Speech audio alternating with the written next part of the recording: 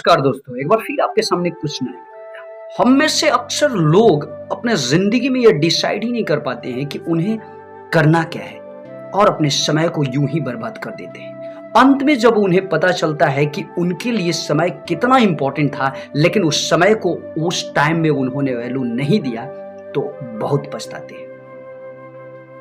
इस बात को बताने के लिए आज मैं आपको एक पद बताऊंगा, लेकिन सबसे पहले मैं आपको बता दूं कि यह 100% सही बात है कि हम में से कम 80-90% लोग ये डिसाइड ही नहीं कर पाते हैं कि उनके लिए, उनके आत्मा के लिए संतुष्ट कौन सी चीज है करने वाली।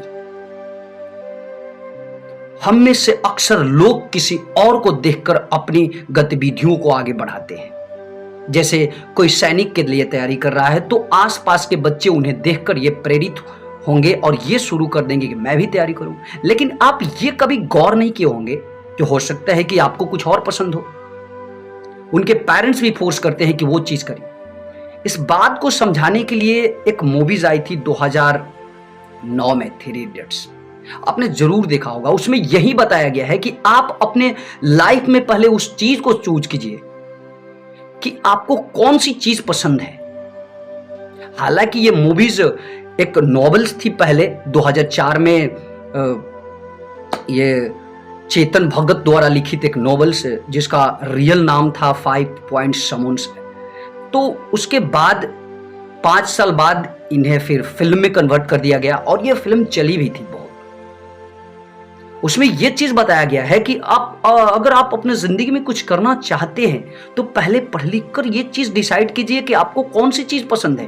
क्योंकि आज के जमाने में लाखों ऐसे ऑक्यूपेशन से पेशे हैं कि जो आप चूज कर सकते हैं कि कौन आपको पसंद है। उसी रास्ते पे आप जाने की कोशिश कीजिए, डेफिनेटली आप मंजिल पर एक ना एक दिन पहुंच जाएंगे। लेकिन हम में से अक्सर लोग ये सोचते ही नहीं है। उनके लिए ऐसा लगता है कि जो सब लोग कर ले वो मैं भी कर लूं, लेकिन ऐसा नहीं हो सकता है दोस्त। अगर हर इंसान एक ही चीज करना शुरू करे तो फिर दुनिया में अलग अलग तरह के काम धंधे का क्या मतलब हो जाएगा। तो इसलिए पहले पढ़ लिख कर इतना अपने माइंड को डेवलप कर लीजिए, अपने मस्तिष्क को बढ़ा लीजिए कि आपके मस्तिष्क आपको बताए कि आपके लिए सबसे पसंदीदा चीज क्या है। उस चीज को ऑब्जर्व कीजिए, उस चीज को पकड़िए और उसी के सहारे जिंदगी को आगे बढ़ाइए। डेफिनेटली आपको मंजिल मिलेगी। अगर आप गलत रास्ते को चूज करके जाएंगे तो आपको बहुत दिक्कत झेलना पड़ेगा और अंत में आप उस चीज को छोड़ भी देंगे। तो इससे अच्छा है कि पढ़ लिख कर पहले ये चूज कीजिए कि आपके लिए बेहतर क्या चीज है। हो सकता है कि आप क्रिकेट खेलना पसंद करते हो, लेकिन आपके पेरेंट्स आपको इंजीनियर बना रहे हैं। तो आप कहां से इंजीनियर बन सकते हैं, पहले इस चीज को समझने की कोशिश कीजिए। उसके बाद अगर आप क्रिकेट में पूरी तरह से संलग्न है, आप पूरी तरह से क्रिकेट के दीवाने हो गए हैं, तो डेफिनेटली आप एक क्रिकेटर बन जाएंगे। अब आप इस चीज को मिसाल कुछ यूं ही उठाइए कि अगर सचिन तेंदुलकर के पिताजी बोले होते कि तुम एक सिंगर बन जाओ, तो क्या वो सिंगर बन पाते? एक बहुत ही बड़ी सवाल है। अब कुछ एक और एग्जांपल लीजिए कि अगर लता दीदी के पापा अगर बोले होते कि तुम एक टेनिस प्लेयर बनो, तो क्या वो टेनिस प्लेयर होती? कैसे होती, क्या होती, कैसे खेलती? ये तो सोचने वाली बात है। तो इसलिए दोस्त, पहले पढ़ लिख कर, पढ़ाई इसीलिए सबसे ज्यादा इंपॉर्टेंट होती है कि आपके मस्तिष्क में ये चीज पूरी तरह से भर दे कि आप कौन सी चीज को सबसे ज्यादा पसंद करते हैं। और फिर जब आप उस चीज के बारे में सोचने लगते हैं तो आपका दिल, आपका दिमाग पूरी तरह से संतुष्ट हो जाता है उस चीज को देखकर ही। तो करने में सोचिए क्या मजा। जितने भी बड़े बड़े महारथियों ने आज बुलंदियों को छुआ है, अगर उनके इंटरव्यू को आप सुनेंगे तो एक चीज आपको जरूर सीखने को मिलेगा। उन्होंने कहा कि जिस चीज को मैंने चूज किया उसमें आज तक मुझे काम तो कभी पता ही नहीं चला कि मैं दिन रात हार्ड वर्क भी करता हूं। क्योंकि यह 100% सही बात है कि अगर आप किसी चीज को करते हैं और उसमें आप पूरी तरह से मजा लेते हैं, आपको अच्छा लगता है, वो पसंदीदा चीज है आपके लिए, तो आप कभी भी उस चीज को काम नहीं समझेंगे। आपको उस चीज में ऐसा लगेगा जो कोई खिलवाड़ी कर रहे हैं, आप उस चीज से खिलवाड़ कर रहे हैं। उसके लिए आपको पहले पढ़ लिख कर अपने मस्तिष्क को बढ़ाना होगा। तो इसलिए दोस्त, इस बात को समझाने के लिए आपके सामने एक पद तुलसीदास जी के लाया हूं। और हालांकि तुलसीदास जी पूरी तरह से ये चीज है कि ये धार्मिक चीज है, लेकिन मतलब सेम है। अगर आप अपने जिंदगी में लक्ष्य से इस पद को रिलेट करके देखेंगे तो डेफिनेटली आपको बहुत कुछ सीखने को मिलेगा। क्योंकि इसमें यही चीज बताया गया है कि पहले तुलसीदास चारों तरफ भटके, उन्हें पता ही नहीं चला, बेचैनियां चारों तरफ, बेचैन बेचैन, वो हमेशा बेचैन रहते थे। अचानक उन्हें राम नाम की मंत्र मिली और तब वो राम के सामने जाकर बोलते हैं कि बहुत सालों से भटकने के बाद प्रभु आपके नाम का मंत्र अब मुझे मिल गया, अब इसी मंत्र के सहारे मेरा जीवन धन्य हो जाएगा। तो आप सोच लीजिए कि अगर आप अपनी जिंदगी में एक लक्ष्य हासिल करना चाहते हैं तो पहले उस लक्ष्य को बनाइए, चूज कीजिए कि आपके लिए सबसे पसंदीदा क्या है। आप ये भी मत सोचिए कि आपके लिए वो पैसा मैटर करेगा, क्योंकि आज के जमाने में अक्सर स्टूडेंट्स या पेरेंट्स यही सोचते हैं कि मेरा बेटा इस क्षेत्र में जाएगा तो इसमें बहुत अधिक पैसा है। आप इस तरह से नहीं चूज कर सकते हैं अपने क्षेत्र को। पैसे से अगर आप किसी चीज को चूज करते हैं तो मैं यकीन के साथ कह सकता हूं कि आप नहीं कुछ कर पाएंगे, वहां नहीं जा पाएंगे।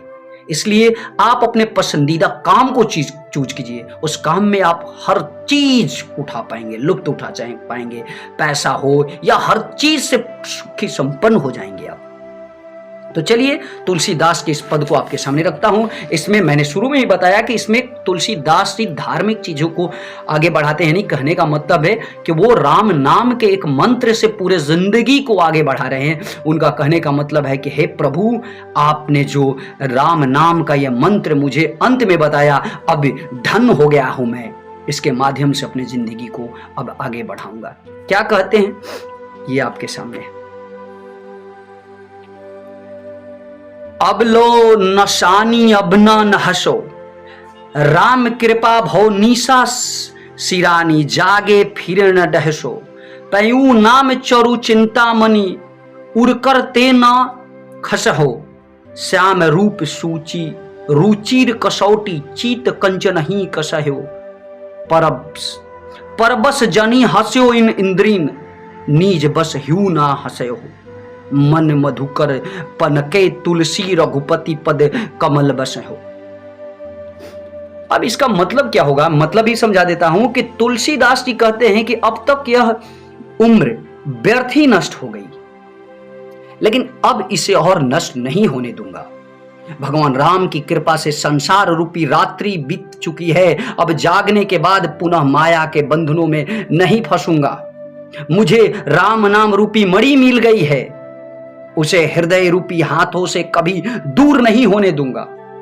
भगवान श्री राम के पवित्र स्वरूप को हृदय में बसाकर निरंतर उनका स्मरण करूंगा। जब तक मैं इंद्रियों के बस में था तब तक उनके हाथों की कठपुतली बनकर नाचता रहा, परंतु अब मैं अपने मन रूपी भावों को बस में करके अपने चित्त को भगवान राम के चरणों में लगा दूंगा। आप भी ऐसा सोचिए। आप सोचिए कि जितना दिन अज्ञानता आपके पास रही उतना दिन अपने लक्ष्य को नहीं चूज कर पाए, लेकिन अब अगर आपके पास ज्ञान है तो आप अपने ज्ञान के माध्यम से सोचकर देखिए कि आप कौन से चीज में सबसे ज्यादा निपुण दक्ष हैं, और तब उस रास्ते को अपनाइए। डेफिनेटली आपका जिंदगी सुखमय हो जाएगी। तो बस आज के लिए इतना ही। एक बार फिर आपके सामने कुछ नया लेकर जरूर आऊंगा। मुझे दीजिए इजाजत। अगर न्यू है तो इस चैनल को सब्सक्राइब कर दीजिएगा, साथ साथ बेल आइकन को भी प्रेस कर दीजिएगा ताकि इस तरह के वीडियोज मिले। जय हिंद, नमस्कार।